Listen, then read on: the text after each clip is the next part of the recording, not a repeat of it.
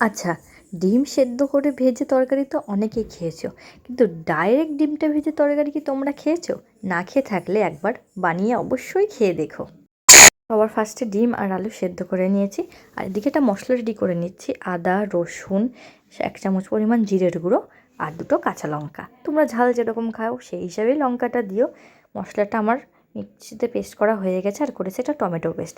কড়াতে তেল দিয়ে ডিম দুটোকে হলুদ আর নুন মাখিয়ে ভেজে তুলে রাখবো। তারপরে সেই কড়ার তেলের মধ্যেই যে আলুগুলো আগের থেকে সেদ্ধ করে রেখেছিলাম, আলুগুলো দিয়ে দিচ্ছি। আলু দেওয়ার পরে আলুগুলো ভালো করে নেড়েচেড়ে ভেজে নিচ্ছি, কিন্তু হ্যাঁ, এটা মনে রাখবে যে আলুগুলো আগের থেকে সেদ্ধ করা ছিল, তাই কারণে বেশি না ভাজলেও চলে। তারপরে কড়াতে দিয়ে দিচ্ছি একটা ডিম ফাটিয়ে দিয়ে ডিমটাকে নেড়েচেড়ে লাল লাল করে ভেজে তুলে রাখবো, আর এটাকেই তরকারিতে দেবো। তোমরা কি কোনো দিন ডিম ভাজা দিয়ে এরকম করে তরকারি করে খেয়েছো?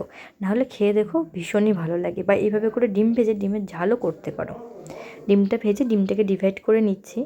আসলে বাবা যেহেতু ডিম সেদ্ধ খায় না, তাই বাবাকে এইভাবে ডিম ভেজেই তরকারিতে দেওয়া হয়। ডিম ভাজা আমাদের হয়ে গেছে। ডিম ভাজাটাকে এবার আমি তুলে রাখছি। তারপরে সেই কড়ার মধ্যে দিয়ে দিচ্ছি একটু তেল আর একটু জিরা, তেজপাতা ফোড়নে।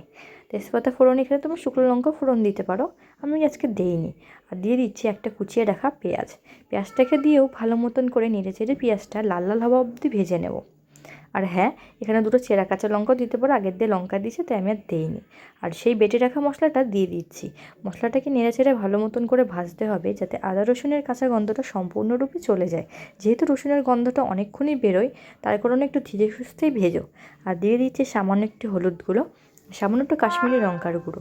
এখানে আমি লাল লঙ্কার গুঁড়ো ইউজ করিনি, কারণ যেহেতু আগের থেকে কাঁচা লঙ্কা দিয়েছি, তাই শুধুমাত্র কাশ্মীরি লঙ্কার গুঁড়োটাই দেবো, যাতে তরকারির রঙটা সুন্দর আসে।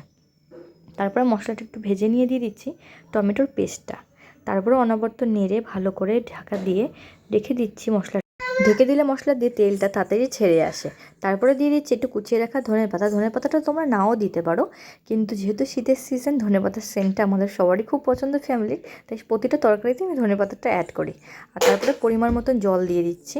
জল দেওয়ার পরে আগের থেকে ভেজে রাখা আলু আর ডিমগুলোকে আমি এখানে অ্যাড করে দিচ্ছি।